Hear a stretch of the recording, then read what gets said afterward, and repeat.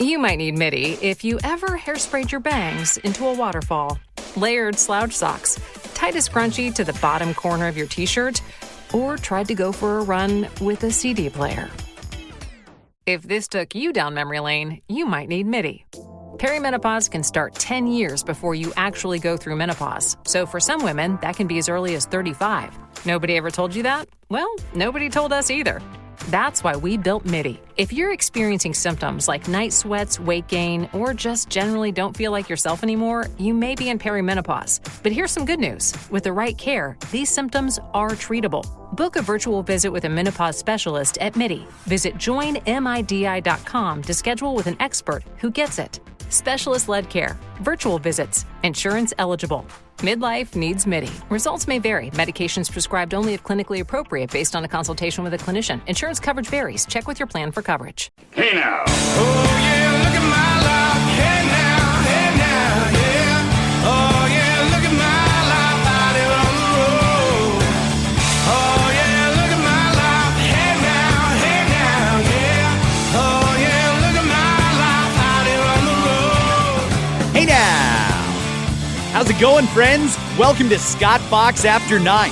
This is the Friday Listener DMs episode. It is the 3rd of July, and, normally I dedicate most of the episode to Listener DMs. Today I am going to do some, but there's some breaking news. There's some stuff you got to hear so that you're fully informed on what's going on, and so I'm going to weave in some clips and get to as many DMs as I can. I want to start off with the Prime Minister. Yesterday, he was in British Columbia, and he was in Alberta. I'm going to start in BC. Yesterday, he was with BC Premier David Eby. Here's a little bit of the Q&A. Politicians and pundits from across the political spectrum have labeled this a condo bailout. And so, you've had some time to iron out some more of the details. So I'm wondering what benefits, if any, would be seen by developers? Thanks. I'll take this one. You're hearing directly from developers that this is not what they asked for. And it is not, from their perspective, a bailout. When you buy something that's on liquidation, you don't say to yourself, I'm supporting a bailout for the store. Hold on a second here. David Eby is going to try and claim that was like the political line of the year. Mark Carney could not control his excitement. You could see it in his face when David Eby put it like that. But is that what it is?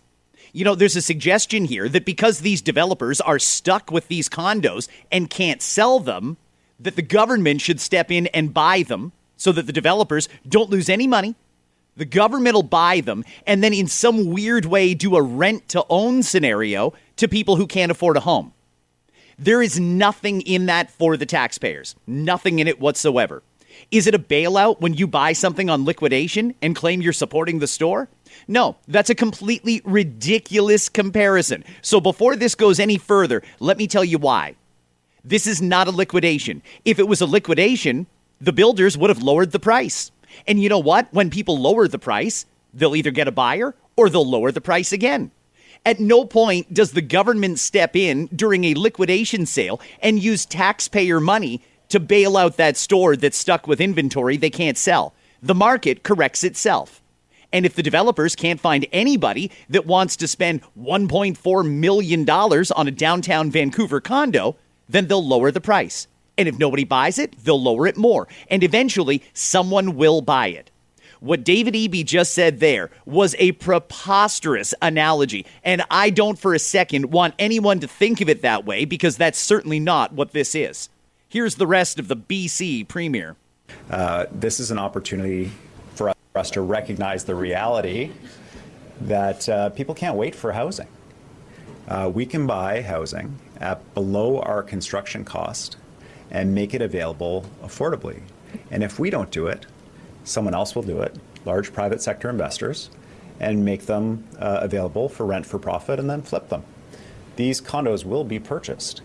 And so we're seeking to purchase a small number of them to make them available for affordable housing at a price we could not build them for, and on a timeline we could not deliver them on. What happened to people want a home? Builders see a market of people that want a home, so they build homes and sell them to those people. Why does the government need to interject themselves into this in any way? Using taxpayer money. David Eby said it himself. If you want to hear it again, rewind it. I'm not making stuff up here. This is a small number of condos. So we're going to spend $1.4 billion bailing out these developers to help a relatively small number of people. That's crazy. You know, he said we can't build them for this price. Well, then who are you dealing with? Because you know what? You should be able to get the same price that a person off the street could. In fact, you should get a better price because you're going to buy them in bulk. These people are crazy. Like, honest, they think of things from a completely backward lens. And here's why. Because they don't respect taxpayer money. They think there's just an infinite amount of it out there. They can just spend it on whatever they want. And you know what? If they want to build affordable housing, some developer comes along and gives them some pie-in-the-sky number, they'll pay it because they think that's their responsibility. No, your responsibility is to get good value for money. And frankly, the taxpayers will never see a return on investment from this. Yes, everyone needs a home. And at one point, most people had one. It was the government that brought all these extra people here. It's on them. They want to use your money to fix the problem that they created. I would like the opportunity to actually launch this program so that British Columbians and Canadians can see it and see the opportunity that is presented here. As just one example, we have absolutely no plans to do this in Vancouver because the numbers just don't work. And yet much of the critique I hear is about downtown Vancouver developers. So if we could have an opportunity to launch this program, to get people into housing faster, to leverage the ability of government to be able to get people into affordable housing as quickly as possible, I would appreciate that. I think it's an important initiative. And if people hate it, hey, we don't have to do it. But it is a chance for us to make a real difference in the lives of more than 2,000 families. Canada, I am begging you, you tell this government in British Columbia and in Ottawa, if you start using taxpayer money to bail out real estate speculators, we're done. Never, ever again will you vote for them. Tell them that. This is an obscene abuse of taxpayer money to bail out extremely wealthy real estate speculators. That's all this is. They're going to try and gaslight you. They're going to try and use clumsy analogies like David Eby did there, which is just full of holes, to try and make you seem like this is okay.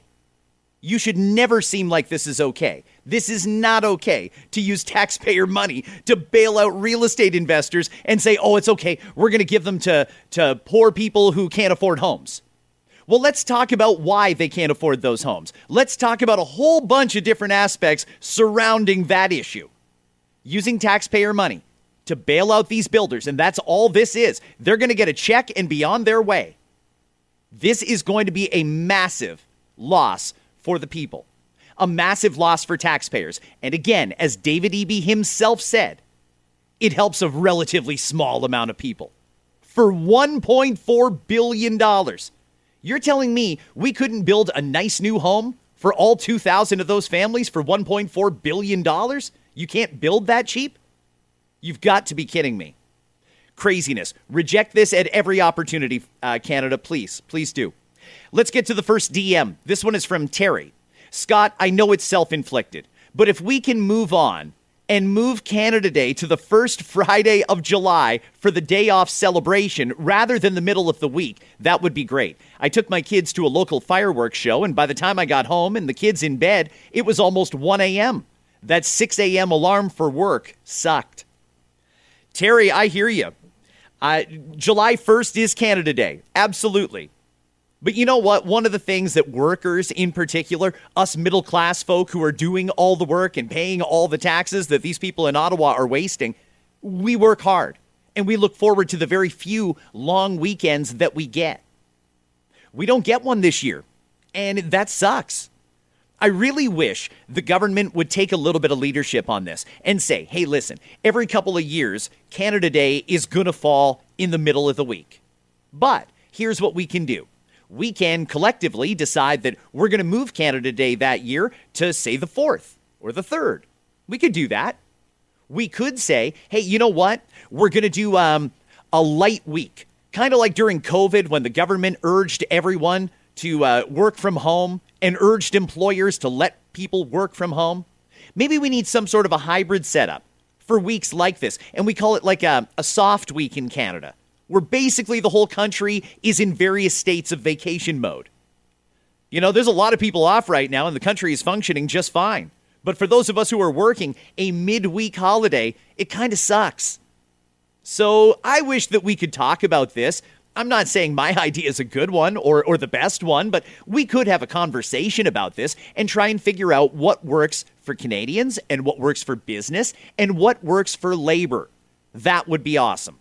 Let's get to another one now from the Prime Minister. He is going to be talking about, and thus I will be talking about pretty much for the rest of this episode, the new pipeline that he announced yesterday. We got to talk about this pipeline. First and foremost, it's going to go to the southwest coast of British Columbia, near Vancouver. That's exactly where the existing pipeline goes. Part of the reason there's an appeal to have a north pipeline, one that goes to the northwest coast of British Columbia, is because it's a much shorter route. That means less danger of a rupture in the line or something like that. Environmental catastrophe. There is a demand, and shipping it, once we get it into oil tankers, sometimes it could be easier from the British Columbia northwest coast. But we're not going to do that. We're going to build it right beside the existing pipeline. Hey, that's an option. I suppose it's fine. But it's going to take longer. It's going to use a lot more material. It's a much longer route. Why are we doing that? Well, I can answer that for you. Because Mark Carney is not going to repeal the tanker ban. Listen to this. We're also clear that today's Canada-BC agreement will maintain the federal North Coast tanker ban in accordance with the proposed route of a new trans-provincial pipeline under the bilateral agreement with Canada and Alberta. The tanker ban is staying. Justin Trudeau's tanker ban is staying. You know, I can't imagine environmentalists are all that happy. I think that the Prime Minister probably did that for purely political reasons. Yep, we're going to protect the North Coast. Don't worry, I'm still your environmentalist Prime Minister. Carbon taxes are going up. Get ready. Not really, because he also just approved a pipeline, and I know that environmentalists don't like that. Now, there's one piece that I want to be clear about. This agreement doesn't require us to support any pipeline proposal from Alberta. However, as I've said before, we recognize our constitutional position, and we do not have the authority to stop a new pipeline. We will not be going to court to fight a pipeline project. Instead, we will ensure we fulfill our constitutional obligations in good faith. Pipelines are federal jurisdiction. That's why this agreement matters. It ensures that the northern tanker ban stays in place. And it ensures that if a pipeline goes ahead, that British Columbians are fairly compensated for the environmental risks we would take on any new pipeline project. Okay, so we bought him off. We bought him off and shut them up. Now David Eby, who swore he was going to fight this, now is just rolling over and saying, yeah, there's nothing we can do to fight it. I wonder how Albertans are feeling about this. On one hand, you wanted the pipeline. I get that. But this isn't exactly the way you wanted it. And by the way, it comes with a whole ton of strings from the federal government, and you'll hear about those when I get to the audio from the Prime Minister and Danielle Smith. Let me get to another DM. This one is from Wanda. Hi, Scott. First, I want to say I love your podcast. I was listening to your episode on Tuesday regarding the absences from school and kids being penalized. I know my son missed many days due to being bullied and threatened, etc., to the point that it's tough to just get him out the door.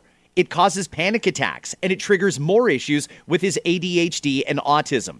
I was lucky if he went at least 2 or 3 days a week and stayed the full day. You know, thank you for that.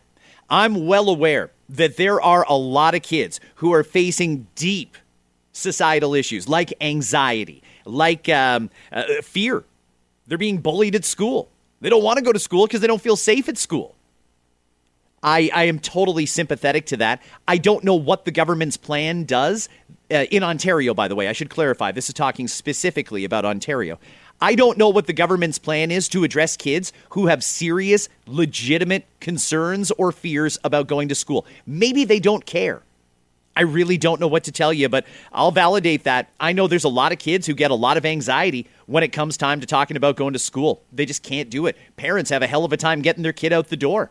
Whether the kid just doesn't care, doesn't think it matters, they've got anxiety, they're being bullied. There's a lot of reasons that some kids just don't want to go.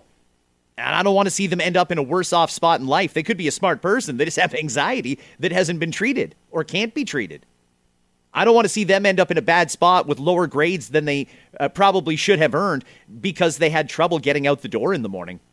We've got to be compassionate on this. We've got to be sympathetic for people that are dealing with issues like that. Let me do back-to-back messages here. This next one is from Brian. Hi, Scott. Love the pod. I listen daily. I have a question for you. With all of the stuff going on or not going on with the trade talks with the Americans, and now no deal at all, if and when a new change in government happens, will we be back to trade and fix all of this? Like Carney is taking us down a path I hope we can recover from. It's extremely frustrating. Again, love the pod. F. Tiff Macklem, Brian. Brian, thank you. I agree. F. Tiff Macklem, Governor of the Bank of Canada. Governments come and go. And one of the things that Ottawa is doing right now is trying to wait out Donald Trump. They think he's going to get thumped in the midterms in the fall, and then he'll have less ability to direct trade talks, and he'll have to just accept whatever deal Canada wants to offer America. I don't know if that's going to happen or not. I really don't. There's a lot of time between now and when Americans vote, and I will never underestimate the ability of the electorate to change their mind on a dime if there's an emergency situation. Now, when it comes to doing a deal with the Americans, Pierre Poilievre has laid out exactly what he wants to do. He's laid out his plan for a strategic reserve of precious minerals and things like that.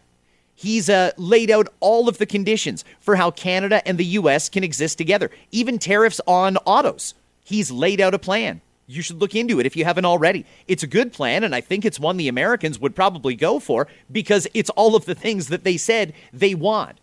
First and foremost, they want a reliable trading partner and an equal playing field. And right now, there's a few things that aren't equal. Supply management is a great example. The American farmers don't have the same access to our dairy market as our farmers have to theirs. The Americans don't like that. So, a new government, whether it be a new government in America or a new government in Canada, could probably get a deal done. The thing is, I just don't know that Mark Carney actually wants a deal with America. He says he does because politically there's a lot of pressure on him to get one done, and because he said that's exactly what he would do.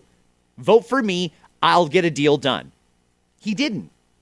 And I think on some level, that's fine with him because he would actually much rather deal with Europe. Personally, I'd rather get a deal done with the Americans. I just don't think Mark Carney wants to. He said it himself. We're the most European of the non-European countries. He himself identifies as a European citizen. Well, that being the case, not really surprising that he's taken us down the path of becoming more European. And I don't know where it's going to stop. Are we going to eventually be a full-fledged member of the EU? Do Canadians even want that? I'm not sure that they do.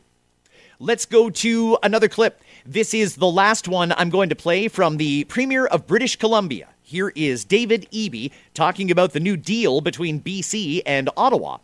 It's obviously a high-stakes time for Canada. The big game's coming up. And the Prime Minister, this is a country when the chips are down, we really know how to come through. And this is a Prime Minister that is a tough negotiator and very persuasive. So do not be surprised if you see some Moroccan players crossing the field in advance of the game. Okay, joking a little bit about Alberta's sovereignty. All right, an analogy with the Moroccan soccer team. Maybe they'll cross the field and join our team. I don't know what's very funny about this. One thing that does strike me, though, two points I want to make before I get back to the DMs is Mark Carney is out announcing something pretty substantial, a pipeline from Alberta to the British Columbia coast. Now, it's not where we thought it would go. It's probably not the most practical or the most efficient, to be honest with you, because there are clear advantages to shipping oil from British Columbia's northwest coast. But, Alberta's got to be happy and BC's got to be happy, so maybe that's the best compromise they could reach. Fine. Parliament was sitting a week ago. Why wasn't this done so that it could be presented to the House of Commons? Why aren't we involving all parliamentarians? Why did we wait until the session is ended and then the Prime Minister goes out and announces some generational investment when we can't even debate it? Prime Minister Carney has known for a while what's at stake here. They could have sped this up. Actually, you know what? If the Prime Minister truly cares about Parliament, why doesn't he recall the House and have a debate on what he's proposing here with British Columbia and with Alberta? Let's have a debate about it. He's not going to do that. He doesn't want any debate on that, and he certainly doesn't want Canadians to hear the other side of the argument. This is going to bring in a new carbon market. Are you ready for that, Canada? Did you know that? Part of this deal sets the national framework for a carbon market. You know, maybe you like your house at 68 degrees. Well, if you want it that cool, you're going to have to buy some carbon credits. Maybe you drive more kilometers than the government feels you should. You'll have to buy carbon credits to be able to buy oil. There's a lot of reasons that Canadians should reject carbon trading. That's what they want to do here. And by the way, when business starts doing it, it's going to come at an epic cost, and all of it will be passed on to the consumer. This will make life more expensive, just like the carbon tax did. This new carbon market, you're going to be hearing a lot about it over the next couple of weeks and months. I'm not going to get too into it today, but you should know it's coming, and that is not something that any reasonable person should be in favor of. Think about the irony. If you pay more, we can change the weather. And they're not calling out China for having basically no environmental strategy at all. They're not calling out the Americans for being big polluters. They're not calling out India for being big polluters or Russia. None of it. But they're going to make Canadians, middle-class Canadians, pay more to try and change the weather, even though anything that we do is probably not going to be able to solve the problem unless the big polluters actually do their part. The grill is shot. The chairs are held together by optimism.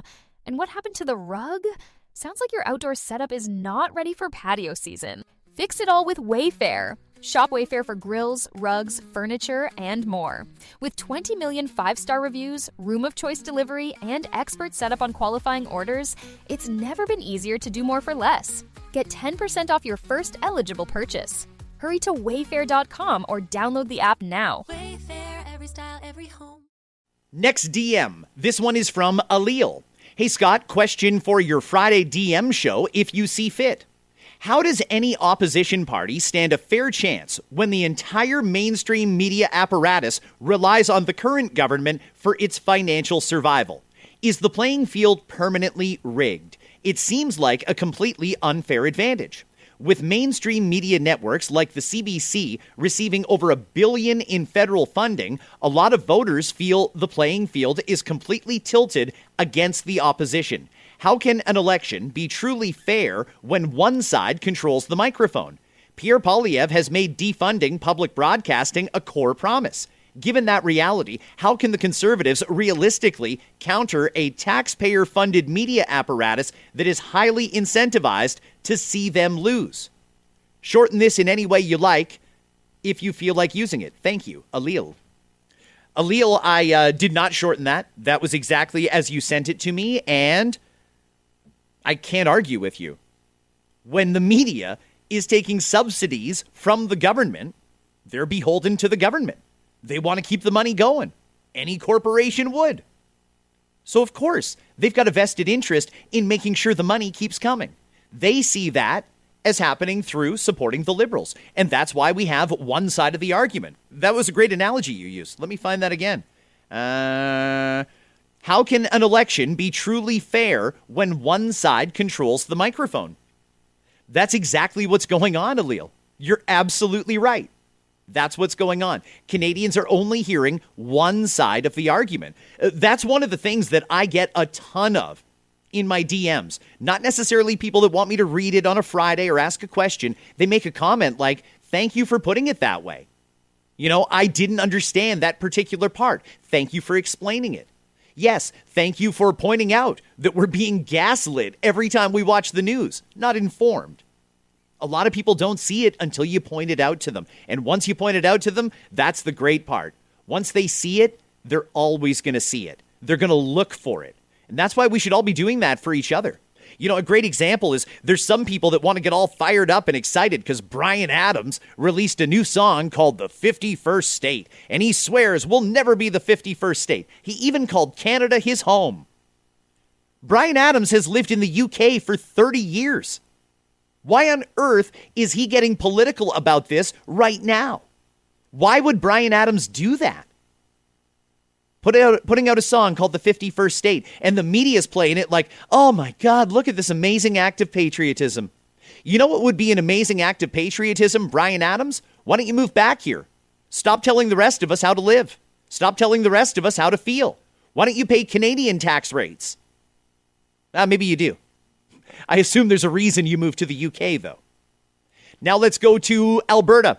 Yesterday, Prime Minister Carney and Alberta Premier Danielle Smith making the announcement about the new pipeline. Today's announcements, and this is a lowball figure. You don't normally get lowball figures from politicians. This is a lowball figure. Canadians' announcements will catalyze well over $200 billion in direct investments in Canada, create over 175,000 new jobs across the country, and we are just getting started. Hold on a second here. I want to play that again. And the Prime Minister, he wants you to hear that and think, oh my God, this is great news. Think about it from this lens. If this pipeline is capable of doing what the Prime Minister says it's going to do, and he called it a lowball estimate, it might even be more. If it's capable of doing what he says he's going to do, why the hell did we not do it sooner? Why did we ban it and stand in the way of it for all these years? And when you think of it like that, now do you understand why Albertans, some of them, are so upset? Listen to it again. Canadians' announcements will catalyze well over $200 billion in direct investments in Canada, create over 175,000 new jobs across the country, and we are just getting started. So you mean to tell me that all this time we had the ability to create 175,000 new good-paying union jobs, and we said, no, leave it in the ground? You're telling me that we had the ability to create $200 billion in annual revenue, and we said, no, we're good, leave it in the ground. That's what environmental ideology is. Leave it in the ground, despite the fact that it can create 175,000 new jobs and $200 billion that we desperately need. No, we're going to leave it in the ground. Until very recently, had Alberta not put that referendum question on the ballot in the fall, the Prime Minister had no intention of building another pipeline. But listen, folks, there's more to it than that, because we're not just authorizing a pipeline to get built. We're going to go in as a full partner here. Listen to more of this. These benefits will be shared widely, including with Indigenous peoples as full partners, and they will create resources for the social programs on which Canadians rely. This is cooperative federalism at work. It's the kind of unity and collaboration that Albertans and Canadians rightly expect. They expect it on principle, and they expect it because it's required for Canada to prosper in a rapidly changing world. He is going to get to more details, by the way. I'm going to play you some more details when he talks in depth about this pipeline. It's a partnership between the Alberta government, the private sector, the federal government, the British Columbia government in some way, or maybe they just get a royalty, and with First Nations. I swear when I get to the Q&A, you're going to be blown away at some of the responses that are coming. Let me try and knock down another listener DM.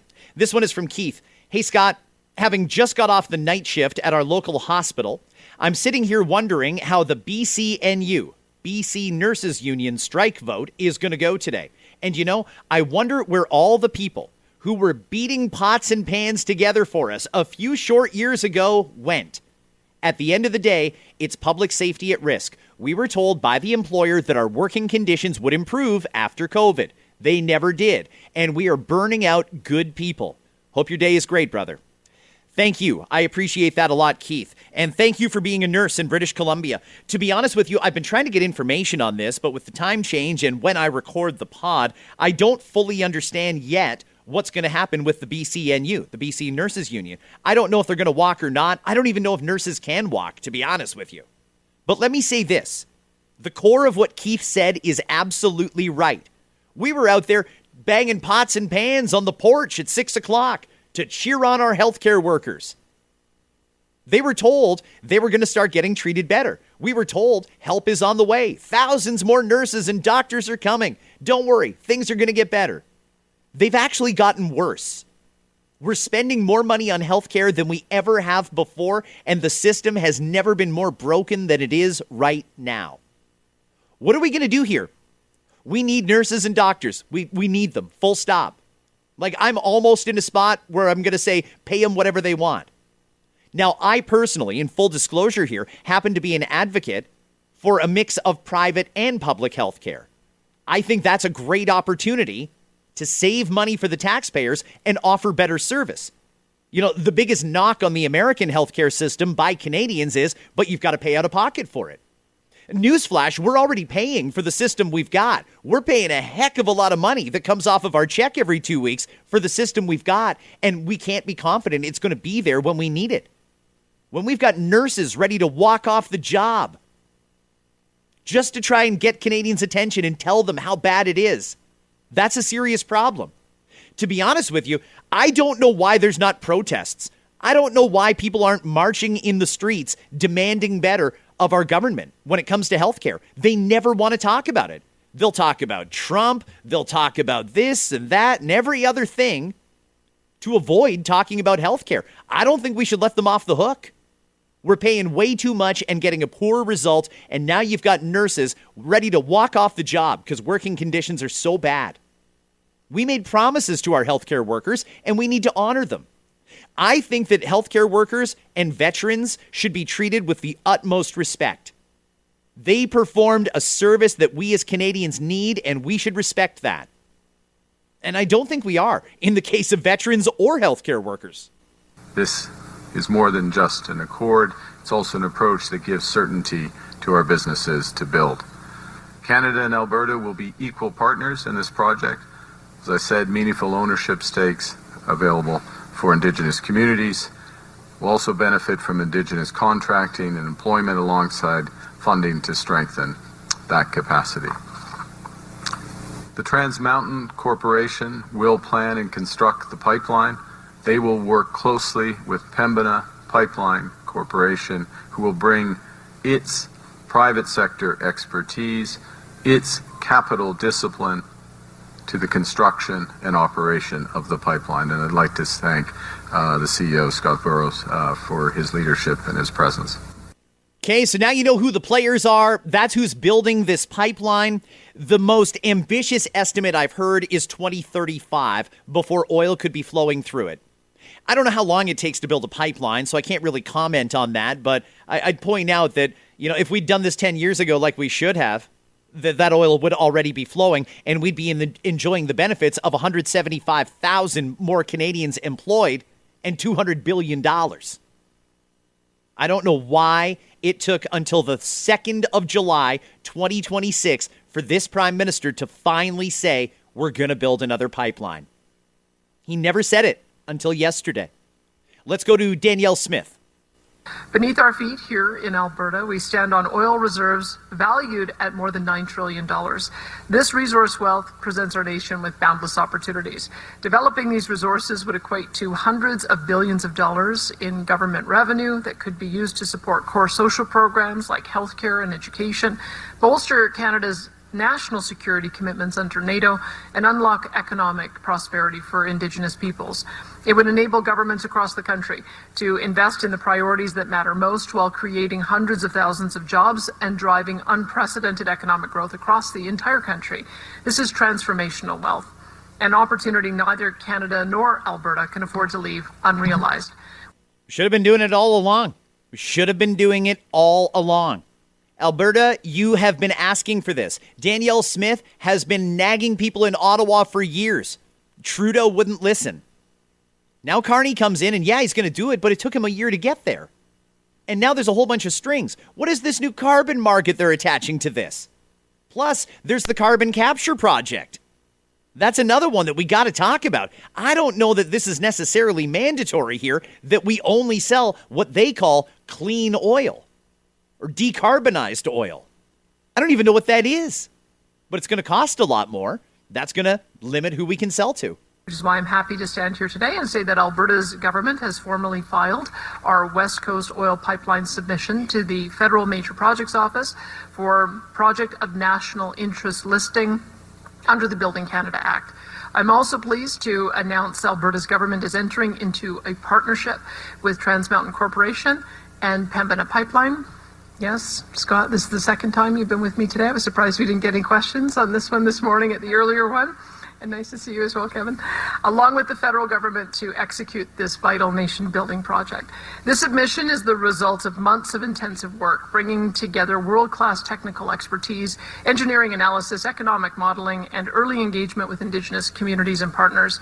After studying both northern and southern route options, Alberta selected a southern route from Bruderheim, Alberta, to a deep-water VLCC-capable port terminal on BC's southwest coast.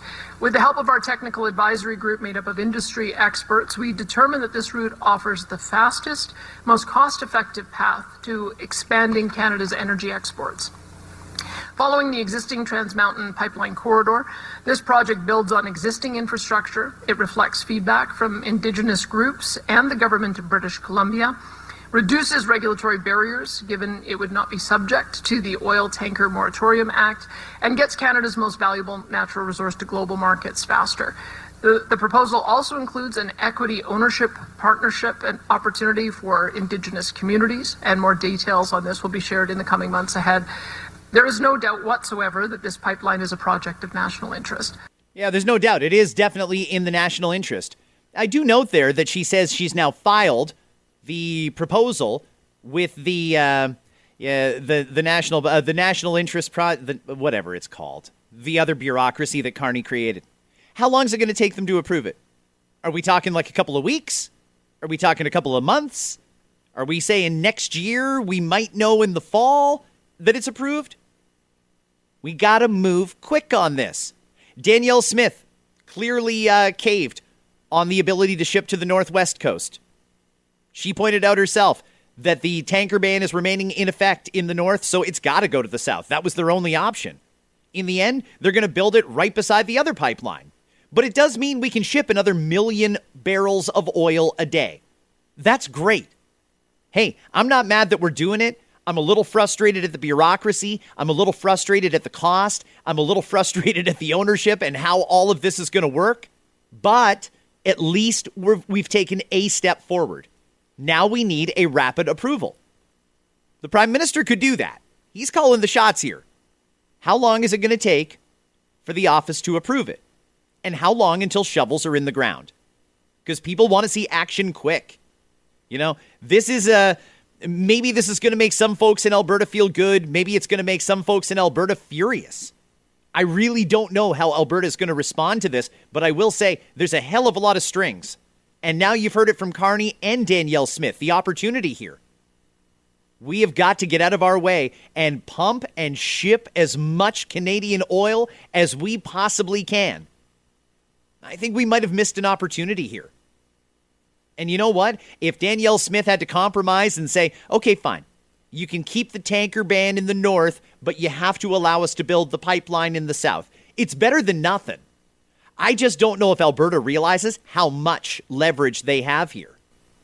Maybe to both of you, but what guarantees, if any, have been made to Pembina regarding this being a viable investment by both governments? Well, I would say that one of the things that we knew we had to do in starting off down this pathway was to de-risk the project. There are many, many pipeline projects that got underway, and for one reason or another, got stalled out and abandoned the regulatory process after spending either hundreds of millions or even billions of dollars. That was the environment we found ourselves in. So I would say that having both the federal government and the provincial government at the table as partners with Pembina, they give us the certainty that it is a financially viable project from a private sector perspective, and we give them the certainty that because we're partnering with them, that it's going to get built in a timely way. The question was about money. What financial guarantees did you make to Pembina if they agree to get into business with the government of Alberta, the government of Canada, taxpayers, First Nations, and everybody else that's going to have a piece of this? Did you offer them any guarantee? Is Pembina truly just taking you at your word that there's going to be no more stops and starts? Earlier, we talked about changes in government. Let's say, for example, we elected a federal NDP government. You bet your ass they're not letting that pipeline get finished. Did we make a guarantee to Pembina that this is definitely going to happen? Did we make a guarantee about profits? Did we make a guarantee to them about anything? We deserve to know that. Maybe what we guaranteed them was perfectly appropriate, but we at least deserve to know. Do you want to comment, Prime Well, Minister? well, the first thing, I agree with everything, obviously, the Premier just said. There's some synergies from the fact of having TMC as a partner in an existing route. But there's what Pembina is bringing is expertise, capital discipline. I mean, they're renowned for their capital discipline, operating expertise and discipline, and that enriches it. But decisions will be made by all partners as it moves forward, as this process moves forward. It's financially viable, it's attractive, it unlocks enormous value for the country and value for the equity holders, which will include both our governments, federal government through TMX or TMC, as well as Indigenous. Nobody's answering the last question. What financial guarantees did you give Pembina? We should be able to know this. Are they putting in any capital at all? Or are they just running it and the taxpayers are financing the entire thing? Hey, if we're going to have taxpayer-funded pipelines, I mean, we already have one. Maybe we should go all in and not allow any private ownership of pipelines. What exactly is this partnership with Pembina? Did anybody else step up and say, we'd like a crack at that? Was there a bidding or tender process? I'd like to know more about that. And it's going to come out. Eventually, it'll come out. Hi. Have any producers committed firmly to utilizing the potential pipeline through a sort of preliminary open season process? And if so, who and how much?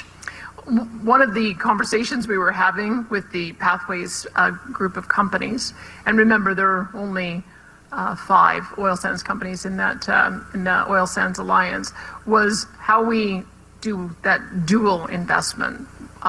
One, not only the pipeline, but also the investment in the Pathways project to reduce emissions, but also the investment that is going to significantly increase our oil sands production so that we can fill this pipeline and others that are out there being proposed. So that process will come a little bit later when it comes to commitments, but the fact that they were walking this pathway with us to make sure that we had a 3-part agreement, we'll continue our discussions with the Oil Sands Alliance and making sure that we have the right market conditions so that they can expand their production. But that's also one of the additional agreements that will stem from the agreement that we have today.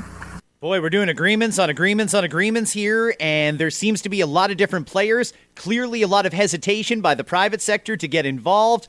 The government is backstopping this, meaning taxpayers are backstopping this. I want to know more about this deal. And I also want to know more about the carbon market that British Columbia and Mark Carney worked out there. That, I think, is a major red flag that Canadians should be watching.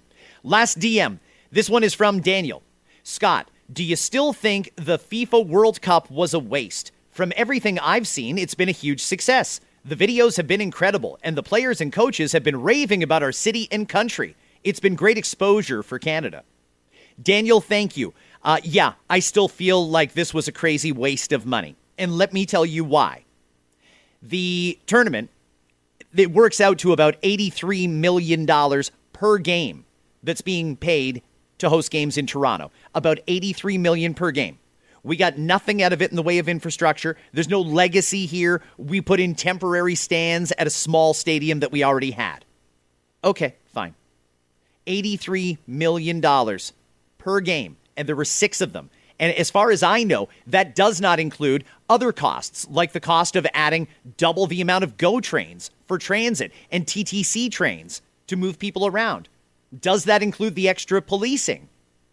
Hard to say. I don't know. I haven't seen the full budget. But I can tell you, the Hospitality Association says we have more hotel availability in Toronto now than we had at this time last year. We didn't even sell out the hotels. We, you watch the news and you see these full bars. Oh, look at all the people cheering people on. They don't show you the empty ones. There's a lot of those. There's no shortage of restaurant and bar owners that are going to say maybe a bit of a bump, but it was nothing like we were expecting. We were told it was going to be pandemonium from open to close, and it's nothing like that. The reality is we have a small stadium in Toronto. It was never realistic that it was going to bring in enough people to cover the cost of hosting these games.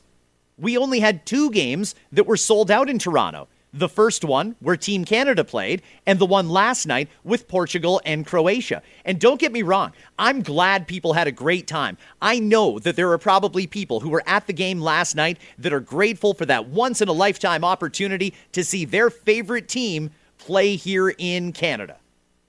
Okay, well, it just as easily could have been 2 other teams. It was just the luck of the draw that Portugal ended up playing Croatia in Toronto. I'll tell you something, though. I'll bet you if FIFA had it their way, that game would have been in a much bigger stadium because it could have sold out any one of them in this circuit. We would still be having a party. I mean, whether the games were in Toronto or not, there's only 44,000 people at the games. People in bars, they were going to do that anyway to watch the World Cup. They didn't go out to a bar or a restaurant just because the game was down the street and they're not at it.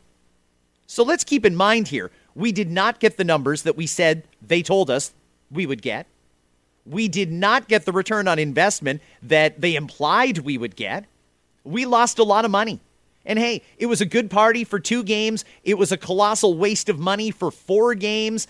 Maybe we got some exposure out of it, but I've never seen any statistics that say, oh, because somebody saw Toronto on the World Cup, they're going to go there on vacation.